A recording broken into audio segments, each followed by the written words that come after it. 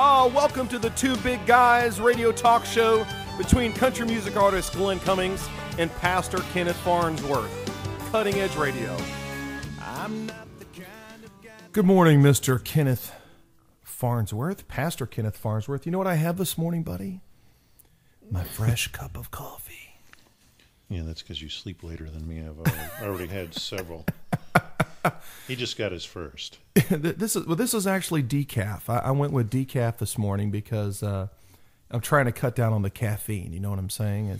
That's why you should go with espresso. Much less caffeine in espresso. People don't know that, but there's much more flavor, but much less caffeine. Yeah, see, the last time I had espresso, I felt like I was jumping off a roof. So I don't know how that is.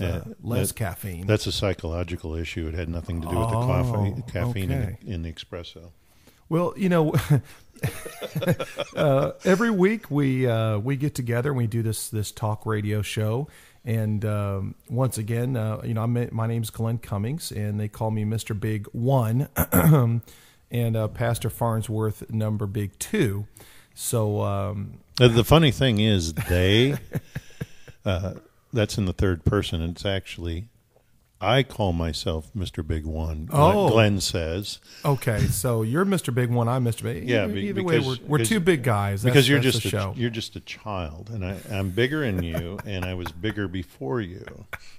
So anyway, this is a show that we do, and it's kind of interesting because Pastor is this big, larger than life guy, and at church every week.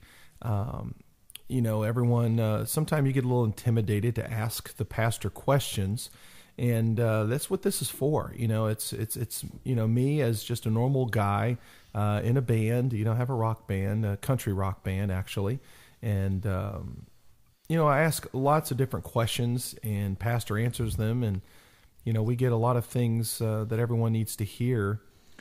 In fact, let me point out, Glenn, that if they want to learn more about us or respond to us, they can go to facebook.com/2 big guys. That also links you to godsoloved.org, where you can actually plug into these shows, a new show every Sunday. Okay. And they can also, instead of it just being my questions, it can also be their questions as well. Sure. We'll take those questions and include them in shows, and if you have questions about past shows, we are going to have a segment once these start airing where we answer those questions. Okay, sounds good. So, Pastor, you had a question. I just got back from Nashville. Cut some new music up there, and I said, I always give you a copy of my CD, and you've been listening to some of the new CD, and you had a question on one of the songs actually. Right. I pointed out in another show that your writer really has some good theological background. This one is phenomenal from this clip.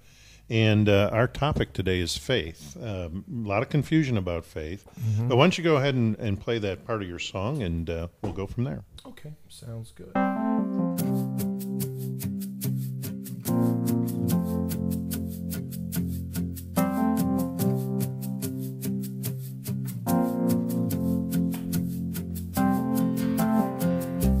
Those red roses that you sent her, they'll dry up and die one day. And all the pretty words on those cards and letters, given time enough they'll fade. But love lives on.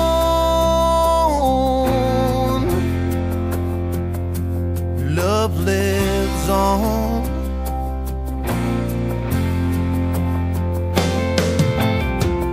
One day the sun is gonna burn out like a candle in the wind. But beyond the darkness I've got no doubt that the light will shine again. 'Cause love lives on. Yeah, love lives on.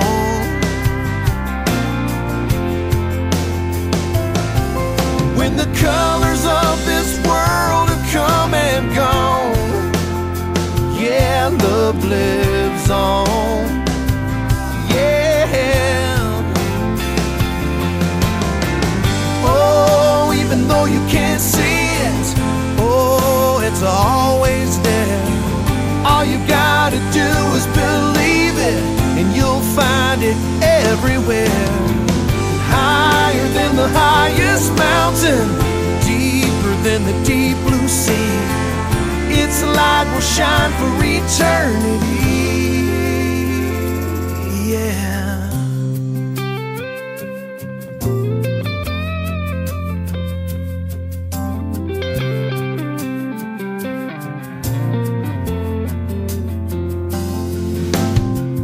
One day we'll leave this world behind us and travel to a higher place, where the truth will wrap his arms around us, and set us free for having faith. Love lives on. Yeah, love lives on. Love lives on. When everything there is come and gone, yeah, love lives on.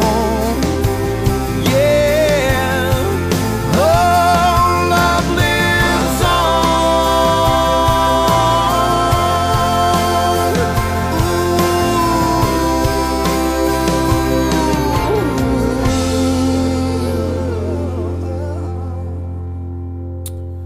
Well, there you go, Mr. Pastor.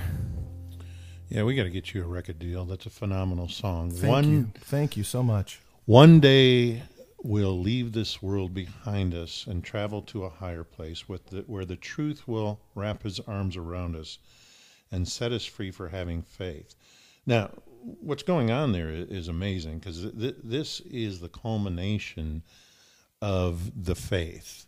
And we're going to talk about faith, but first we need to clear one thing up. Faith has two understandings to it when we look in the scriptures.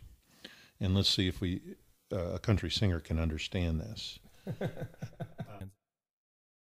Of course I can understand it. Go ahead, Pastor. Okay, we'll see. Faith. The Bible uses the faith in two different ways. Now listen carefully. Faith which believes and faith which is believed. The second one, faith which is believed, is not really the topic of today. But that's the doctrine, the teaching that Christ gave to his disciples, the teaching we call the Christian faith. That's faith in what we might say the wider sense. Okay, covers all the teachings. But then there's the faith which believes. Faith comes by hearing the Word of God. That's the gift that you receive through the Word of God in baptism, or for adults by hearing. Mm-hmm. And that's the faith we want to talk about today. In your song, it points out that the truth will wrap his arms around us. Wonderful imagery there, because I am the way, the truth, and the life, Jesus says. So we can identify in your song the truth being Jesus, and sets us free for having faith. Now, there's the issue right there. Sets us free for having faith. Faith, which causes us to believe, is the issue today. Faith always has an object. And I know this is hard for a country singer, because we're getting into English language. Yeah. And what that means is there's something that we believe in. And the teachings that are very popular today by many TV, radio preachers, I hear it all over the place, pastors in the pulpit, is having faith in faith. I'll explain that in a minute. But the object of our faith as believers is Jesus Christ and what he's done for us. Mm-hmm. The object of faith is the fact that as sinners, we need our sin fixed up. So Christ did that by coming and becoming like us. And as he became like us, he lived the life we couldn't live. He lived perfectly while on earth here. But he also died for our sins. our personal faith that God instills in us through the Word reaches out and takes hold of that and makes it our own. So, yes, Jesus died for the whole world. Yes, he lived a perfect life for the whole world. But that belongs to everybody, but not everybody receives it. Now, Gotcha. You have a bank account, Glenn? You know, I have a few of them actually with Right. the small businesses I have. Right. Well, in the olden days, before you were born, people used to have a bank passbook. And you could look in there, and if you kept it balanced properly, you could see what you had in there. But if you never went to the bank, you could never take the benefit of what's in the bank out. You could never receive the funds and go buy yourself a steak dinner or anything like that. If you think of what God has done for us in Christ that we talked about last time, God so loved the world that he gave his only begotten Son as sort of the heavenly bank. He died for the sins of the whole world. He lived the perfect life for the whole world. That's done for everybody. But not everybody receives the benefits of it because of faith. Faith is given through his word. Faith comes by hearing the word of God, it says in the Bible. And that faith takes hold of those benefits of the perfect life and Jesus covering my sin with his blood and makes them personal, makes them yours. So, all that bad stuff we talk about you doing, God the Father doesn't see it because you have personal faith given to you Absolutely. by God, and you express it in your beliefs. Pastor, so, Bobby Terry, which was the writer on this, Love Lives On, he has it nailed. I mean, love lives on, correct? I mean, love does live on. He is saying that, basically the things here on earth, don't mean a lot, that love will live on. And, when he wraps his arms around us and sets us free for having faith, okay, those are true words, correct? Yeah, that's why this particularly caught me in listening to your song. Me too. And, first I listened to your songs and just to pick out what was good and what was bad. And in fact, these 6 songs, most of them are very good. Well, thank except you. for that one you like. But the young kids in my household like it. And I think that's where you were targeting it, too. But the old people, there's 3 songs there I like, and this is one of them. And then afterwards, when I start listening to it more, this line just stuck out to me because, man, this is what I do. I tell people that, you're a sinner. You got a problem. You have guilt. You have shame that you're pretending isn't there, but it's the underlying problem you have in your life. It's the anxiety that's there. But what did the truth do? The truth will set you free. Jesus is that truth. He says, I am the way, the truth, the life. No one comes to the Father except through me. That's in John chapter 14. And him being the truth sets us free because those things he did for everybody are made personal through that very last line there.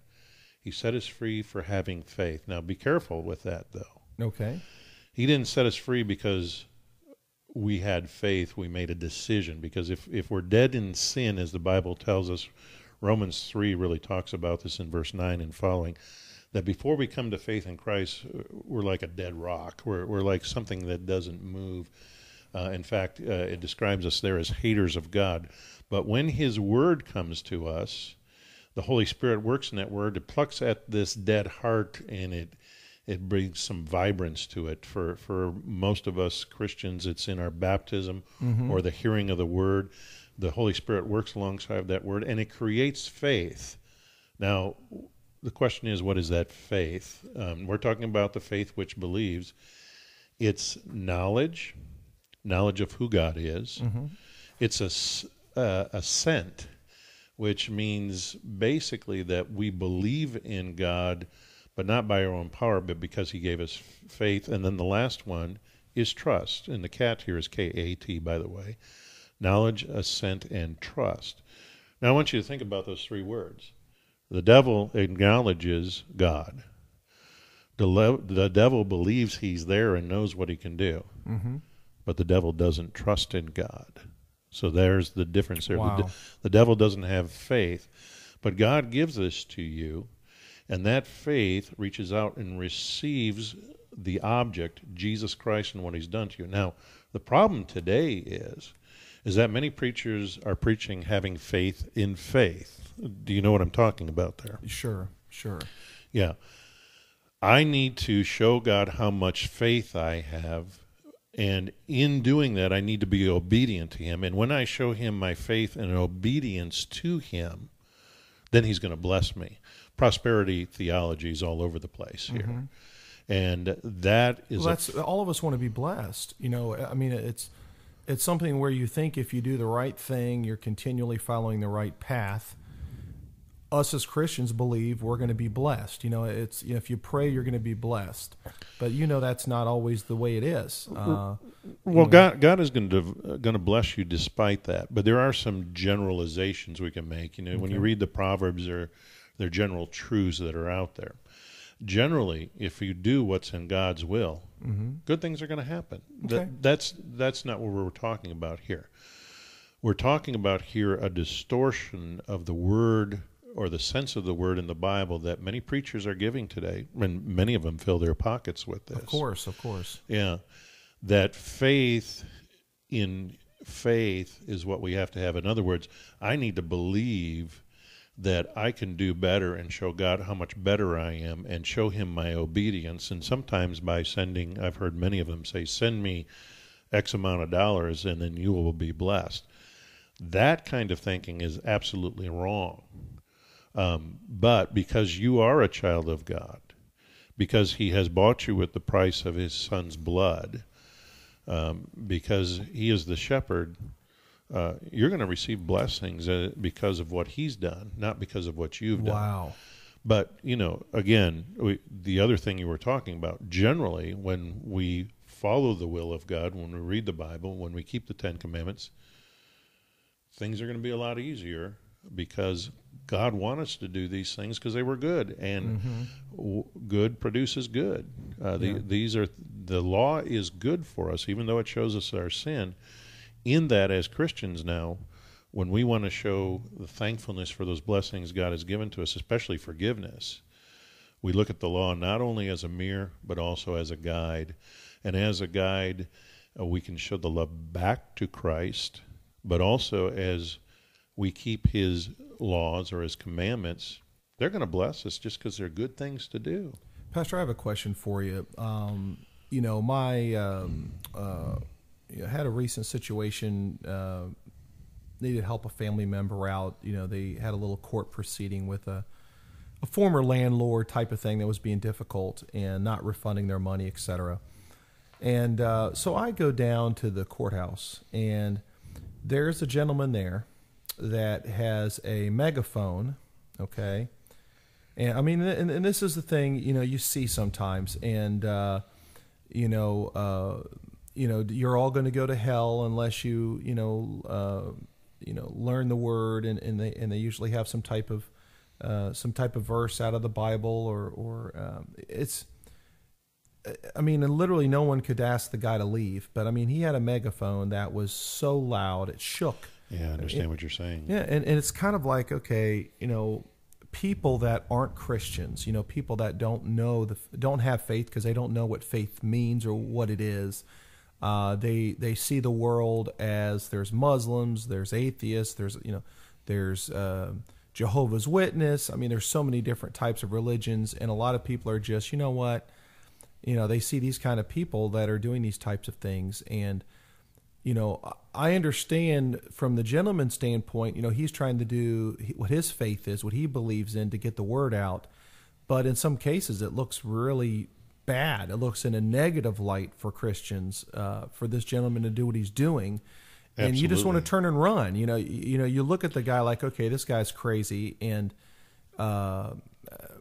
I wonder if it was the same guy that was in Washington, D.C. Just before we moved down here in 1998. I went to Washington, D.C. with my last parish. We had a school. I went with Krista, my oldest daughter, and we were at the Washington Monument. And if you've ever been there, you have to go in a circle or in a circle and circle till you get to the small part of the circle, and then you go in the building. Okay. The guy was there with a megaphone. He didn't have his sign, and he's screaming. Okay, I've got 80 Christian kids, waiting to get into the Washington Monument, and they're afraid of this God. Yeah, yeah. And that's where this understanding of faith is so important. Faith comes by hearing the Word of God. And that doesn't mean it needs to be screamed at you. Okay. And I went over and talked to him, and you know how big I am. Yeah. A little intimidating. And in a nice way, I told him to shut up. Yeah. And I said to him, do you think maybe if you just walk on the mall here and talk to people and build a little relationship up with them, and then share the Word of God in a way that's not going to be a roadblock to creating faith, but it'll open That's right, a roadblock, because basically those are roadblocks. Yes. I mean, he's putting an immediate roadblock, a complete turnoff for faith with people that really need it. People that could possibly need. Exactly, because we have a guy around here that does it. I don't know if you've seen him. He's got a big, gigantic sign. He has a Bible, and he hits the Bible as he's yelling. Yeah, and this thing is huge, and he's got a pole, and the one side of it, he does the condemnation thing. Now, what is correct, and we've talked about this from show 1, is there's 2 tools we use here: the doctrine of the law, what we're to do and not to do, and the doctrine of the gospel, what God has done for us in Christ specifically to bring us forgiveness. The law needs to be there. You don't cast not your pearls to swine, Jesus says. You don't give people the forgiveness if they don't recognize their sin. So there has to be a recognition of sin. Gotcha. But gotcha. We also need to know that we need to build relationships with people to talk about these things. And when you go on a corner and you scream at people, I don't know what kind of relationship that's building, but it doesn't sound good to me. Yeah, it doesn't sound good to me, and it really makes people, like you said, it's a roadblock. It's a roadblock. Right. But the unfortunate part is that someone has spoken to this person that is on the street corner, and this person believes that that's their duty, that's their responsibility to follow what they believe in, is to get out there and to do what they're doing. I mean, they're not doing it for nothing. They're doing it for some reason. Just like some of the attacks. They believe that their goal is to blow themselves up, and they'll have hundreds of wives in heaven. I mean, that's a type of belief, I guess, on their side, that these young guys don't have a clue, and they're thinking, okay, gosh, I'd love to have 100 beautiful wives when I go to my heaven, Right, and let me go blow myself up, and that's where I'm headed. Yeah, that's a nice thing. There, you're talking about a faith in a false religion. Okay. Now, gotcha. now let's go back to the guy with the megaphone, and no, I'm sure he's a Christian. Okay. And I'm sure his intent is to, I've got forgiveness. I want somebody else to have it. But here's the problem. We talked about roadblock. But there are some people that believe in order to instill faith in somebody, you have to scare them into believing. Yeah. And there are some people they reach because they create fear. Now, when we stand before God, certainly we have to tremble because He's holy and we're not. But that's a sense of respect, the word fear, understanding as respect. But we're talking about fear. I'm afraid, so I better believe. Yeah. And the problem there is the law is just to show us our sin. The law isn't there to make us believe. Let me show you you're a sinner. Now you better go home and pray real hard to make sure you believe. No, that's not it. The law shows us our sin, and once the person sees that sin, which is best shared after you build a relationship, then you want to bring the fix. You want to bring the balm of healing. You want to bring the prescription for the sickness, the cancer of sin. And that's the gospel. The good news is that even though you're a sinner, even though you're condemned to death, Jesus fixed this up. And that's not scary. That's where there's satisfaction. That's where there's peace. That's where there's a sense of this guilt and shame we've talked about before goes away. And to scream it at people is a huge, huge mistake. Yeah.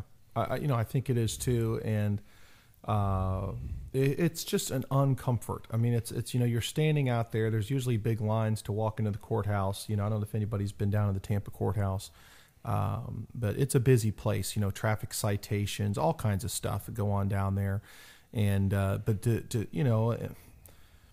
I could just see the look on people's faces. I mean, people were like, "Gosh, well, why is this guy here? What is this guy trying to get across?" And another question for you. I've been to multiple churches growing up as a kid. We moved a lot, and I remember going to a church where I didn't even really become a member. They got my name, got my address, and asked me a few questions. Found out how much I made per year, and within a couple of days, I got a box full of envelopes, for tithing, and they had on there exactly how much money I was supposed to tithe every week based on a percentage. Okay. And now I understand that you and I both know there's churches in the area that are banking, what I call banking, which is they're generating significant revenue. The pastors live in big mansions. There's even a television show now with these pastors that have Lamborghinis and all this stuff. Right. And I know that you are just, you have a wife, you have kids, you have nice home, but you're not living extravagant. How do you feel about those types of churches? I mean, and I have nothing against them, but that one church sold me on the fear. Okay. Right. You are going to be condemned if you don't do this, if you don't come to church every single week, if you don't give, if you don't tithe, so you're looking at this envelope as a new Christian, and you're like, gosh, and I'd been to multiple churches, so I'd still might be a member of that church if I wouldn't have been to multiple churches and seen a little bit of the way things are different, Right. But how do you feel about that? Well, this is what I've been talking about. It's creating not proper faith which believes and takes hold of Christ. This is what we call prosperity theology as pastors, and prosperity theology creates that fear and puts the burden on you. It creates a bigger burden of sin on you and doesn't preach forgiveness. Now, you know that I don't talk about money in the pulpit. I've been pressured to over the years. I've been a pastor for 21 years. The fact of the matter is, when you walk into our church, we have the new addition. It's a nice, attractive place to walk into. Nice blue carpeting, beautiful cross up there and everything else, and then the lights and air conditioning. Somebody has to pay for that. Yeah. So giving is something that happens freely from someone who has faith given to them by God that their sins are forgiven. It's like my little girl, Michaela. Mm-hmm. I don't come in the door and say, Michaela, get over here and give me a hug right now. I come in the door and she hugs me. Why did she do that? Why do your girls do that? Because they love you and they have faith in you and a comfort. But why do they love you? Because I'm the coolest dad on the planet. That's why. No, I mean the real reason. Oh, okay. Well, you tell me, Pastor. Because you showed love to them. Yeah, exactly. You've taken care of them. You've from birth to now they're young teenage ladies. Mm-hmm. You've encouraged them. That they sing also, and you've encouraged them. A young woman gets their sense of beauty from a dad who shows love. Sure. And encourages that, and that love responds back. Our giving as Christians is a response to the love that Christ has shown to us. Plus, we're part of the household of faith in certain places. For us, is at Emmanuel Lutheran Church in Brandon, Florida. So what do? I have offering envelopes too. We take care of the expenses there. We take care of paying the pastors. We have a school, teachers, and so forth. All that needs to be done. Now, those who are living high on the hog, and I was just watching a show I heard about the other day about preachers in L.A. Yeah. And that's the one I was talking about. Yeah. A couple of those pastors there were surprising to me. They know who Jesus is and what he's done for them. But the prosperity teaching that's out there really pads the pockets of pastors. Here in the Tampa area, we have a few of those ones that have gone on to other cities because they've gone bigger and better and making more and more money now. Yeah. And we're not going to name them, but we know who they are. But they're not preaching the truth. That's the bottom line. The truth is faith responds to what Christ has done for us. In the book of Corinthians, Paul reminds the Corinthians to have the offering ready for the people in Jerusalem. Now, when Christianity started in Jerusalem, they were getting persecuted because this was a change from being the Jewish faith to Christianity now. Mm-hmm. And so Christians were losing their homes, their jobs, everything else, so they needed to eat. Mm-hmm. So Paul says to them, have the Jerusalem offering ready when I get there. Don't embarrass yourself. Make sure you take care of your stewardship and help your brothers in Christ that are suffering right now. But don't do it by coercion, by pressuring people. Let each man give according to his heart. Oh, so right there it states that what those churches are doing basically is really not in the Word. You know, it's basically, how about the percentages? You know, how do they come up with what percentage you're supposed to tithe? You know, how do they come up with percentages? Is that something they just came up with on their own? The tithe refers to the Old Testament understanding of 10%. Okay. The New Testament standard is sacrificial giving. Okay. And sacrificial giving, that comes, as the Corinthians were told, each man according to his heart. You know, we give as we see the blessings come, and the ability is there to give. Some people can't give a lot. Others can give more.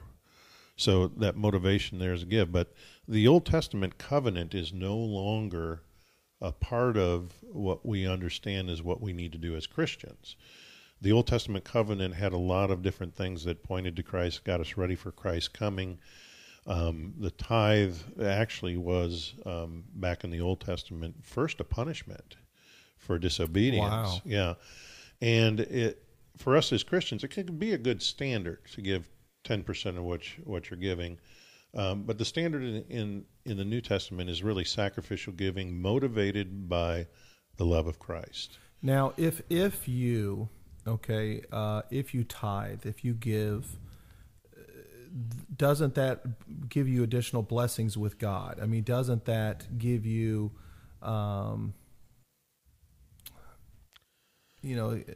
Yeah, I think what you're talking about here is. So partially what they're saying is correct if you do tithe. Well, again, we talked about this in another show we did, is there's some general truths that are out there, and then the specific. The general thing is it's better to give than receive, we always hear. Okay. What happens when you give and you see those blessings helping people? That's my right. thing. You're motivated to give more, and giving comes out of the love lives on in this song here. Mm-hmm. The love of Christ lives on in us as God shows his love and forgiveness to us in our vocations. And there's 4 vocations we have as Christians: in church, at home, at work, and in the community. As that love comes to us through Christ in forgiveness, then we, in our vocations in those 4 different areas, want to give. Mm-hmm. And as we give in those 4 areas, we can say there's general blessings that come from that giving. We see the blessings from what God has given to us by having forgiveness. Don't have to walk around with guilt and shame all the time. Mm-hmm. That motivates us to give. But what do we also see in that giving? People being helped. Us pastor, I got 6 kids. I need to live. I need to feed them. That kind of stuff. Yeah. That generally has to take place. The economy's been real tough. I mean, it's something where I wish I had, if I had, more money, I would give more, right. More, because each according to what he has been given. Okay. And what do we see? The story of the widow's mite. She gave all she had. Wow. And that's God. There isn't saying everybody needs to give all they have, but what he's pointing out there is when I give, I give because I see these blessings that God has given to me, and it's a sacrifice, not 10%. Particularly, that's a good guide, but it's not commanded for us as New Testament Christians. Okay. But that giving, when we see those blessings take place, when we see, I particularly over the years have taught in our school. Our school is a wonderful blessing. We talked about a couple of weeks ago. We had all the kids in singing from the school. Amazing A lot of service. them that aren't members, and Amazing service. it was wonderful to hear them, and we see how they're blessed. We had a young man that was killed in an auto accident that went to our school and was confirmed at our school. And there's where I saw the blessings that happen when we do what we do at Emmanuel. We preach the Word of God, and it also gets preached in our school. That evening, after he died, we had about 200 people in the sanctuary. Half of them were kids and parents. And the pastor that was with me at that time took the parents on the one side, and I took the kids on the other side. And we're talking about Cody. The youth room is named after him, Cody Dykes. Mm-hmm.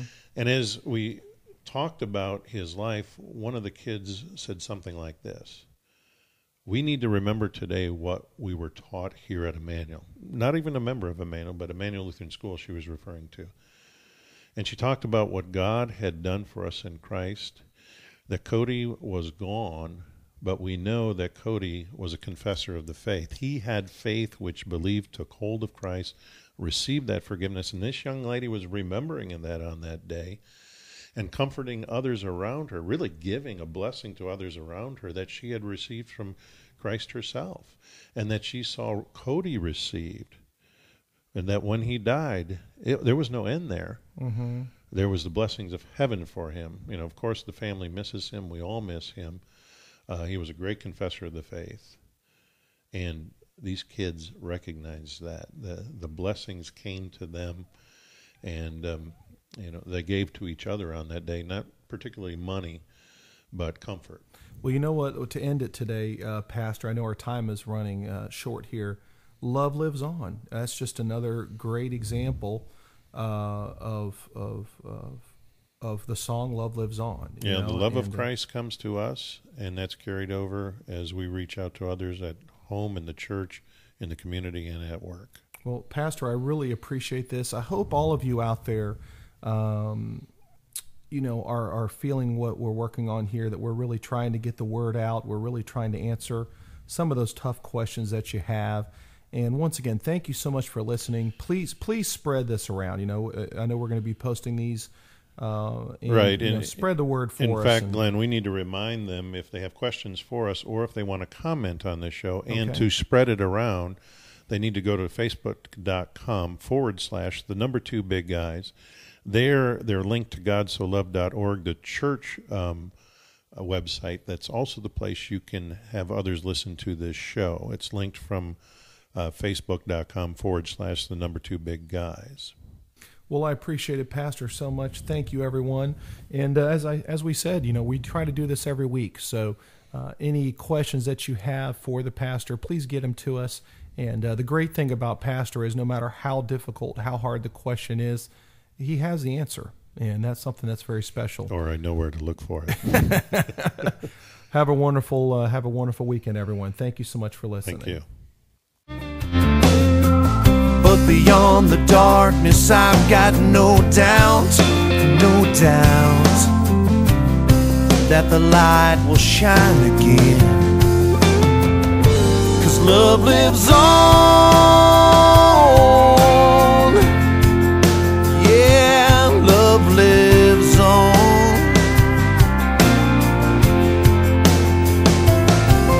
When the colors of this world have come and gone, yeah, love lives